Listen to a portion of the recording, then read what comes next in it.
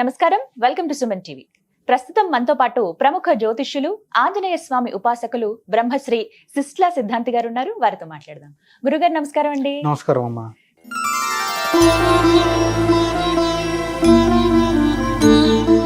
క్రోధినామ సంవత్సరంలో ద్వాదశ రాశుల వారి జాతక ఫలితాలు ఏ విధంగా ఉన్నాయో తెలుసుకోవాలని అందరికీ ఆసక్తి ఉంటుందండి. ఎప్పటిప్పటి నుంచో ఎదురు చూస్తూ ఉంటారు. ఉగాది వస్తుందంటే సందడంతా అక్కడే.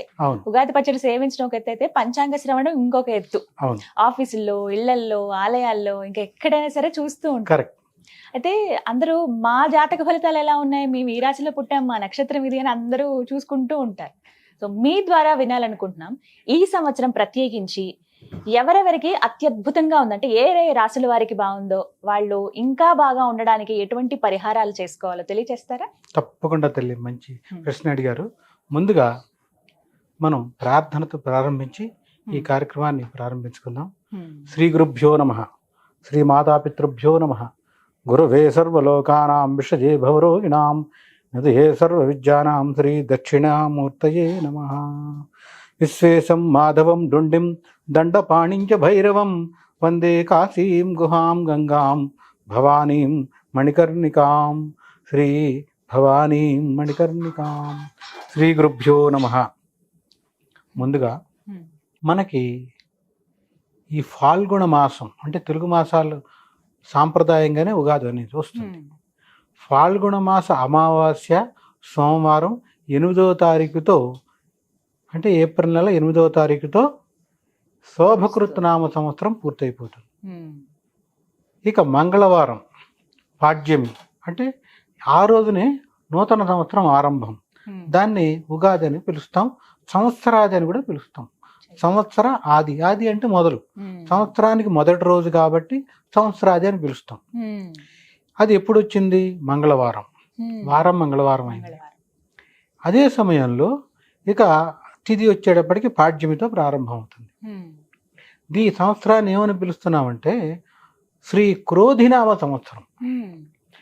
మనకి గడిచిన సంవత్సరాలు తీసుకుంటే శుభకృత్నామ సంవత్సరం, శోభకృత్నామ సంవత్సరం, ఇప్పుడు వచ్చేది శ్రీ క్రోధినామ సంవత్సరం. ఇక్కడ పదజాలంలోనే జాగ్రత్తగా ఇచ్చారు చూడండి. మామూలుగా సంవత్సరాలు ఎన్ని అంటే 60 అని చెప్తాం. 60 సంవత్సరాలు మరల తిరిగి అవే పేర్లు వస్తాయి. 60 పూర్తయిన తర్వాత 61వది వచ్చేటప్పటికి మళ్ళీ అదే సంవత్సరం పేరుగా వస్తాయి. ఇది ప్రామాణికం. ఇక్కడ పంచాంగం అంటే ఏంటి? 5 రకాలైన అంగాలు ఉంటాయి. మనకి శరీరానికి అంగం ఎట్లానో దినచర్యలో భాగంగా, దినచర్య అంటే ప్రతిరోజు చేసే పని. ప్రతిరోజు చేసే పనిలో ఈరోజు బాగుందా లేదా ఇవన్నీ అడుగుతారుగా. పండితులు అవ్వచ్చు, పామరులు అవ్వచ్చు. దాదాపు అందరూ పండితులైతే వారు అంతటా వారు చూసుకుంటారు. అదే పామరులు అనుకోండి, ఎవరైనా అడుగుతారు. మనలాంటి వాళ్ళని అడగటం, తెలుసుకునే ప్రయత్నం చేస్తారు. దాంట్లో వచ్చేదే ఇది. ఇది అంటే తిథి, వారం, నక్షత్రం, యోగం, కరణం. దీన్ని పంచాంగం అంటాం. అందుకని ఉగాది రోజున ఎక్కువగా ఎక్కడ చూసినా కూడా ఉదయం సమయంలో అయినా సాయం సమయంలో అయినా పంచాంగ శ్రవణం చేస్తారు. పంచాంగ పఠనాన్ని పఠించడం ద్వారా ఆ యొక్క సిద్ధాంతులు అవ్వచ్చు, వక్తలు అవ్వచ్చు, వినేవాళ్ళందరూ శ్రవణం చేస్తారు. శ్రవణం అంటే వింటాం. ఇది ఆ రోజున చేసే కార్యక్రమం. ఇక ఈ సంవత్సరానికి సంబంధించిన ఫలితం ఒక్కసారి మరి సూక్ష్మంగా పరిశీలిద్దాం. సంవత్సర ఫలం అంటాం కదా, అంటే ఈ సంవత్సరం ఎలా ఉంటుంది, దాన్నే సంవత్సర ఫలం అంటాం. ఇందులో ప్రధానంగా శ్రీ క్రోధినామ సంవత్సరం అంటే క్రోధం అంటేనే కోపం. వాడు చాలా కోపంగా ఉన్నాడు, క్రోధంగా ఉన్నాడు అంటాం కదా. క్రోధం అనే అక్షరానికి మనం నిర్వచనం కోపం అని చెప్పచ్చు. ప్రధానంగా ఈ సంవత్సరానికి వచ్చిన ఆధిపత్యాలు ప్రతి సంవత్సరంలో కూడా ఉగాది రోజు ప్రారంభమై మరల ఉగాది వచ్చే వరకు మధ్యకాలం అంతా ఒక సంవత్సరం కిందే ప్రమాణం. ఆ మొత్తం ఆ సంవత్సరం వారు ఎవరు పాలిస్తారు, ఉదాహరణ రాజు ఎవరు, ఈ సంవత్సరానికి మంత్రి ఎవరు, ఇలా పోర్ట్ఫోలియోలన్నీ ఉంటాయి. సస్యాధిపతి ఎవరు, మేఘాధిపతి ఎవరు అంటే వర్షాలు ఇచ్చేవాడు ఎవరు, ఇట్లా ఈ ఆధిపత్యాలు మొత్తం 21 రకాల ఆధిపత్యాలు.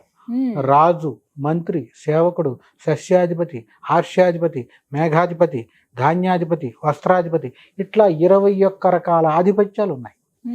విచిత్రం ఏమైందంటే ఈ సంవత్సరంలో 21 ఆధిపత్యాల్లో 15 ఆధిపత్యాలు పాపగ్రహాలకే వచ్చినాయి. ఓ. అది చాలా ప్రమాదకరం. ఉమ్. 6 ఆధిపత్యాలే ఉమ్. బుధుడికి, గురువుకి, శుక్రుడికి ఇలా శుభగ్రహాలకు వచ్చినాయి. శుభగ్రహాలకి. శుభగ్రహాలకి 6, పాపగ్రహాలకి 15. ఉమ్. దాని అర్థం మీకు అది తెలిసిపోతుంది. అంటే ఆ.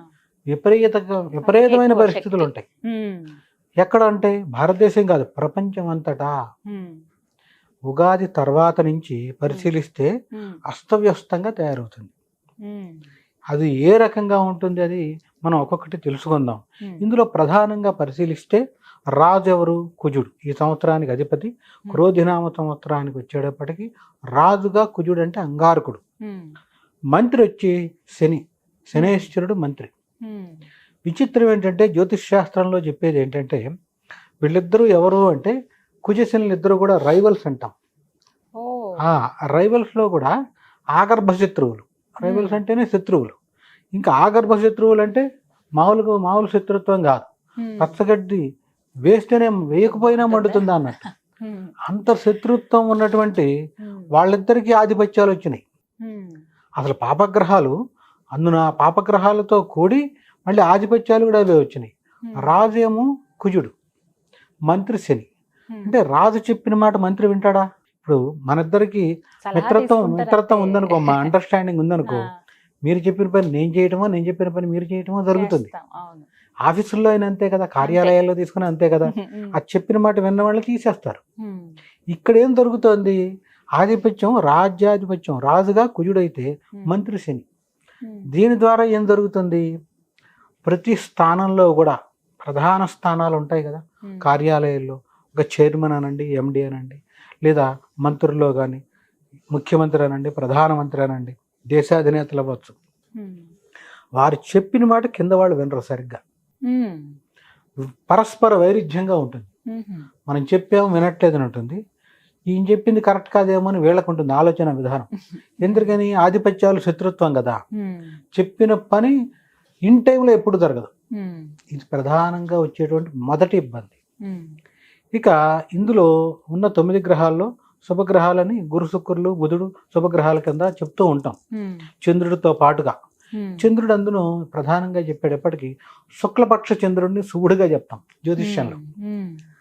కృష్ణపక్ష చంద్రుడు అంటే క్షీణ చంద్రుడు ఉంటాడు కదా, అవును. క్షీణ చంద్రుడిని పాపగ్రహంగా చెప్తాం. ఉమ్. ఈ శుక్లపక్షం అంటే అసెండింగ్ ఆర్డర్, కింద నుంచి పైకి వెళ్తూ ఉంటాడు చంద్రుడు. ఉమ్. సన్న గీతలాగా ప్రారంభమై పౌర్ణమి వచ్చేప్పటికి పౌర్ణమి నిండు చంద్రుడు అయిపోతాడు. ఉమ్. అక్కడ ఈ శుక్లపక్ష చంద్రుడు అసెండింగ్ ఆర్డర్లో ఉన్న చంద్రుడిని శుభగ్రహంగా చెప్తాం. ఉమ్. డిసెండింగ్ ఆర్డర్ దిగిపోతున్నప్పుడు ఉన్న చంద్రుడిని ఉమ్. క్షీణ చంద్రుడిని వచ్చే పాపగ్రహంగా చెప్తాం. అందుకని చంద్రుడు మధ్యముడు. మధ్యముడు. ఓకే. ఉమ్. ఇట్లా ఉన్న పరిభాషలో మిగిలిన గ్రహాలంటే రవి, కుజుడు, ఉమ్. మరి శని, రాహుకేతువులు. ఉమ్. ఈ 5 గ్రహాలు ఎప్పుడూ పాపగ్రహాలే, ఉమ్. ఎప్పుడూ కూడా పాపగ్రహాలే. రవి ఆ, కూడా. సూర్యుడితో సహా పాపగ్రహాలుగానే చెప్తాం ఉమ్. డిఫాల్ట్గా. అది ఈ మామూలు శాస్త్రంలో ఉన్నది. ఉమ్. బుధుడు వచ్చేటప్పటికి న్యూట్రల్గా చెప్తాం, అంటే సముడు. పాపగ్రహంతో కలిస్తే పాపగ్రహం ఆయన, ఉమ్. శుభగ్రహంతో కలిస్తే శుభుడు. ఉమ్. అంటే బుధుడికి వచ్చేటప్పటికి న్యూట్రాలిటీ ఒకటే ఇచ్చారు. ఉమ్. ఈ రకంగా తీసుకున్నప్పుడు ఈ సంవత్సరంలో ఉమ్. 21 ఆధిపత్యాల్లో 6 ఆధిపత్యాలు శుభగ్రహాలకి, ఉమ్. 15 ఆధిపత్యాలు పాపగ్రహాలకు వచ్చినాయి. ఉమ్. ఇంకా విచిత్రం చూడండి. ఉమ్. పాపగ్రహాలు ఎవరో మీకు చెప్పాను 5 అని. ఉమ్. రవి, కుజ, శని, రాహు, కేతువులు. ఉమ్. వీళ్ళల్లో 2 గ్రహాలకి ఇంకా ఎడిషనల్గా ఉంది. ఉమ్. ఈ పాపగ్రహాలు 5లో కూడా ఉమ్. 2 గ్రహాలు ఎవరు అంటే కుజుడు, రాహువుకి ఉమ్. పాపగ్రహంతో పాటుగా క్రూర గ్రహాలు. ఉమ్. క్రూర గ్రహం అంటేనే ఆ మాట అర్థం చేసుకోండి. ఉమ్. మృగాల్లో క్రూర మృగం అంటాం. అవును.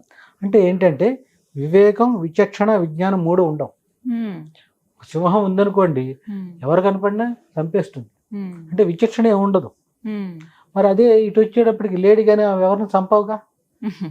తారతమ్యం మనకు కనపడుతోంది కదా. అవును. అంటే వివేకం, విచక్షణ, విజ్ఞానం కూడా కోల్పోయిన వాడినే క్రూరుడు అంటాం. ఉమ్. అలాంటి క్రూర గ్రహాలు పాపగ్రహంతో పాటు క్రూర గ్రహం ఎవరయ్యా అంటే కుజుడు. కుజుడు. అత్యంత ప్రమాదం. తర్వాత అలాంటి ప్రాపర్టీ ధర్మం ఉన్నవాళ్ళు ఇంకోళ్ళు ఎవరు అంటే రాహు. అందుకని రాహు దాన్ని ఏమని చెప్తామంటే వాహన స్థాన రాహు అత్యంత ప్రమాదం. ముక్కలు ముక్కలుగా అంటే వాహనం కింద పడి చచ్చిపోతారు. క్రూరగ్రహం పాపగ్రహంతో పాటు క్రూరం అంటే విచక్షణ ఏమి ఉండదు. ఆ దోషం ఎందుకు వస్తుందంటే పెద్ద గోలది. ఇప్పుడు ఈ సందర్భంలో చెప్పలేం కదా.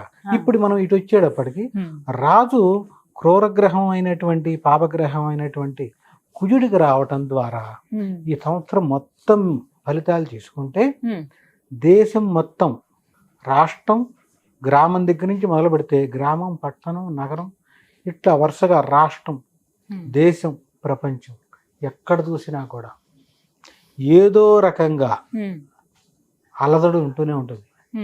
అంటే సంతృప్తి అనేది ఉండదు ఎవరికి.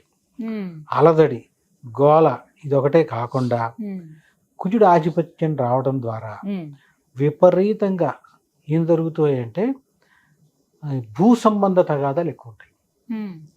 భూమి మీదేనండి, న్యాయంగా ధర్మంగా మీదే భూమి.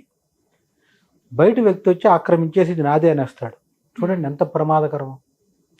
అంటే భూ సంబంధ గొడవలు ఎక్కువ ఉంటాయి. ఇవే కాకుండా ఇంకా చెప్పాలి అంటే ఇక్కడ ప్రధానంగా మనం పరిశీలిస్తే ఆస్తి తగాదాలు, తోబుట్టువుల మధ్య ఆస్తి తగాదాలు అవి ఏ స్థాయికి వెళ్తాయి అంటే ఎప్పుడు మనం చూడనివి. అవి దాదాపు హత్యల వరకు వెళ్ళిపోతాయి. అత్యంత ప్రమాదం. అంటే భూ సంబంధ హత్యలు. ఉదాహరణ, ఈ సంవత్సరం ఇన్ని హత్యలు జరిగినాయి అంటే అందులో జరిగినవి 100 అనుకుంటే 100లో సగం ఇవే ఉంటాయి భూమి సంబంధంగా. ఇవి కాకుండా స్థిరాస్తికి సంబంధించినటువంటి ఇబ్బందులు, అంటే ఆక్రమించేసుకోవడం, అన్యాయం అధర్మం అవినీతి చేసే వాళ్ళకి శైర వ్యవహారం చేస్తారు. దోపిడీ దొంగలు పగలే వస్తారు, రాత్రిళ్ళు కాదు. అంటే ఈ రకంగా ఏం జరుగుతుంది అంటే దొంగతనాలు ఎక్కువ అవుతాయి. ఇంకా చెప్పాలంటే బంగారం దొంగతనం ఎక్కువ జరుగుతుంది. సువర్ణాన్ని అపహరించే వాళ్ళు ఎక్కువైపోతారు. విచక్షణ ఏమి ఉండదు, పగలపూట కూడా దొంగతనాలు జరుగుతాయి. ఆ రకంగా అన్ని రకాల ఇబ్బందులు ఉంటాయి. ఇవి వచ్చేటప్పటికి వ్యక్తిగతం. మనకి స్థలం అంటే వ్యక్తిగతమే కదా, ఎవరికి సంబంధించిన వాళ్ళ ఆస్తులు, స్థిరాస్తికి సంబంధించిన ఇబ్బందులు, తర్వాత బంగారానికి సంబంధించిన ఇబ్బందులు, ఇవన్నీ వ్యక్తిగతంగా వస్తాయి. ఇక దేశ కాలమానాన్ని పరిశీలించామనుకోండి, ఇక్కడ ఏం జరుగుతుంది అంటే దేశానికి సరిహద్దు దేశాలు దాదాపుగా యుద్ధం చేస్తున్నట్టే ఉంటాయి. అంటే ఒక్కొక్కసారి యుద్ధం వరకు కూడా వెళ్ళే ప్రయాణం, అంటే ఆ స్థితి కనబడుతుంది మనకి. ఇప్పుడు ఉదాహరణకు చెప్పాలంటే రష్యా ఉక్రెయిన్ అని, ఇంకేవో దేశాలు ఇజ్రాయిల్ అని జరుగుతున్న యుద్ధాలు కొత్తగా ఇంకా మళ్ళీ ప్రారంభం అవుతాయి. ఇవి కాకుండా కూడా ప్రారంభం అవుతాయి. ఎందుకని? కుజుడే రాజు కదా. కుజుడు ఏంటంటే యుద్ధానికి ఎప్పుడు సిద్ధంగా ఉంటాడు. అవసరం ఉన్నా లేకపోయినా యుద్ధానికి వెళ్ళిపోతాడు. అది అత్యంత ప్రమాదకరం. దాని ద్వారా రాష్ట్రాలకి తగాదాలు, దేశాలకి తగాదాలు, దాదాపు ప్రపంచం మొత్తం అశాంతితో ఉంటుంది. కుజుడు రాజవడం వల్ల చాలా ప్రమాదాలు ఉన్నాయంట. చాలా అరిష్టాలే చెప్పాలంటే. ఇంకా భూమికి సంబంధించిన అరిష్టాలు చెప్తాం చూడండి. ఇవన్నీ ఒక భాగం. ఆయనేగా అధిపతి. మనకి శ్లోకంలో ఏం చెప్తాం? ధరణీ గర్భతం భూతం విద్యుత్ కాంతి సమప్రభం అని ప్రారంభంలోనే చెప్పాం. అది ధరణి అంటే భూదేవి. ధరణీ గర్భ సంభూతం, భూదేవికి జన్మించినటువంటి వాడు ఎవరు? కుజుడు.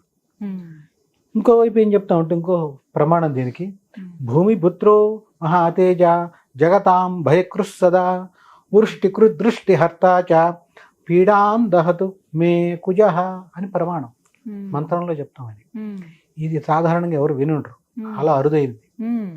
భూమి పుత్రో మహాతేజ, ఎంత తేజస్సు ఆయనకి. మహా అనే పదం ఎక్కడ వాడం. ఎక్కడ వాడతాం? మహాదేవుడు అంటే ఆయన మించిన దేవుడు లేరు. మహాపర్వతం అంటే అంతకు మించిన పర్వతం లేదు కదా. మహాపర్వతం ఏది అని చెప్పాలంటే మేరు పర్వతమే, ఈశ్వరుడికి సంబంధించి. ఈ రకంగా మహాతేజ అంటే అంతకు మించిన తేజస్సు ఇంకెవరికి ఉండదు. అందుకనే సుబ్రహ్మణ్య స్వామి అంశగా చెప్తాం కుజుడిని, స్వరూపం కూడా. ఇక్కడ మొదటి శ్లోకంలో కూడా ధరణీ గర్భ సంభూతం విద్యుత్ కాంతి అంటే ఎంత తేజస్తో ఉంటాడు. రెండో దాంట్లో మంత్రంలో భూమి పుత్రో మహాతేజ జగతాం భయకృత్ సదా. ఇక్కడ ప్రధానంగా రెండో లైన్లో ఏం చెప్తున్నారంటే వృష్టి కృదృష్టి హర్తాచ. వృష్టి అంటే ఏంటంటే అతివృష్టి అనావృష్టి, అంటే విపరీతంగా వానలు పడటం పడకపోవటం, వర్షాభావం అంటాం. అనావృష్టి. ఈ వృష్టిని అంటే ఈ వానల్ని ఇచ్చేవాడు కుజుడే. వృష్టి రెండో పదం చెప్పారు. వృష్టి కురుదృష్టి హర్తాచ, చూపు పోగొట్టేవాడు కుజుడే. విజన్ పోయింది నాకు అంటారు కదా కొంతమంది, ఆ పోగొట్టేవాడు కూడా కుజుడే. పీడాన్ దహతు మే కుజహ, మే అంటే నాకు, కుజహ అంటే ఎలాంటి పీడనున్నా తొలగించు స్వామి అని ప్రార్థించడం. అంటే ఇక్కడ కుజుడు ఏం చేస్తాడు, ఆయనకి ఆధిపత్యం వచ్చింది కదా, ఒక చోట విపరీతంగా వానలు పడిపోతాయి, ఒక చోట అసలు వానలే ఉండవు. దీని ప్రభావంతో నాకున్న అవగాహనలో దాదాపు జూలై వచ్చిన వానలు ఉండవు ఈ తరుణం. అంటే వర్షాభావం ఎక్కువగా ఉంటుంది, వానలు పడక అల్లాడిపోతారు. ఈ వానలు ఎక్కడ పడతాయి, పడవలసిన చోట పడవు, వెళ్ళిపోయి కొండల మీద పడతాయి. ఎవరికి ఉపయోగం అమ్మా అంటే పడుతుంది, నిరుపయోగం అనమాట. అంత చిత్ర విచిత్రమైన స్థితి ఇది. భూ సంబంధంగా ఇబ్బంది వచ్చింది అంటే ఎవరికి ఇబ్బంది, ప్రపంచంలో అందరికీ ఇబ్బందే కదా. పంటలు పండకపోతే వచ్చే తర్వాత ఇబ్బందే, కరువు. ఇక తర్వాత వచ్చేటప్పటికి ఉన్నట్టుండి భూమికి అడుగున ఉన్నటువంటి ఈ అగ్ని పర్వతాలు కానీ ఇతరత్ర లావాలు బయటికి రావటం, సునామీలు కానీ, ఇవి ఒక చోటని కాదు, దాదాపుగా ప్రతి చోట కూడా ఉంటాయి ఇలాంటి ఉత్పాతాలు. మన దేశంలో కొంత తక్కువ ఉంటాయి, ఎందుకంటే మొదటి నుంచి మన కర్మభూమి. అంటే ఎవరికి ఎక్కువగా ఈ ప్రభావం ఉంటుందంట? ఈ మనం ప్రధానంగా చెప్పాలి అంటే ఆస్ట్రేలియా వైపు ఖచ్చితంగా ఉంటుంది, తర్వాత కెనడా అమెరికా ప్రాంతం ఉంటుంది, ఈ ప్రాంతాల్లో ఎక్కువ ఉంటుంది. ఆస్ట్రేలియా వైపు ఉంటుంది.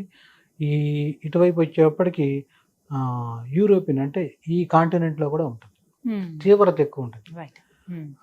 ప్రధానంగా మనకి తక్కువ ఉంటుంది. మొదటి ఈ ఎఫెక్ట్లు మనకి ఉంటాయి, మనకి తక్కువ ఉంటాయి, ఎందుకంటే మొదటి నుంచి మన కర్మభూమి. నిరంతరం ఎక్కడో ఏదో ఒక శుభ కార్యక్రమం భగవత్ ప్రీతిగా జరుగుతూ ఉంటుంది కదా. అంత మీరు చూడండి, కరోనా తర్వాత కూడా చాలా దేశాలు అల్లాడిపోయినాయి, మన దగ్గర లేదు ఆ తీవ్రత. ఎందుకంటే మొదటి నుంచి మనకి కర్మభూమి అని ఎందుకు చెప్తామంటే, స్వయంభూ జ్యోతిర్లింగాలన్నీ ఇక్కడే వెలిసినాయి, ఇంకే దేశాల్లో లేవు. కారణం అంటే భూమికి సంబంధించి కూడా మనకి ఇక్కడ శక్తి ఉంటుంది, సహజంగా ఉండే శక్తి ఉంటుంది. అది ఉన్నా కూడా అందరూ ప్రత్యేకంగా చేయవలసిన పని ఏంటంటే, ఈ యొక్క ఉపద్రవం దేశానికి రాకూడదు, రాష్ట్రానికి రాకూడదు, నగరానికి అద్దాడితే నగరం, పట్టణం, మన గ్రామం, మన ఇంట్లో కూడా వస్తుంది. ఇబ్బంది అనేది ఎప్పుడైనా అంతే కదా, ఏ ఇబ్బంది అయినా.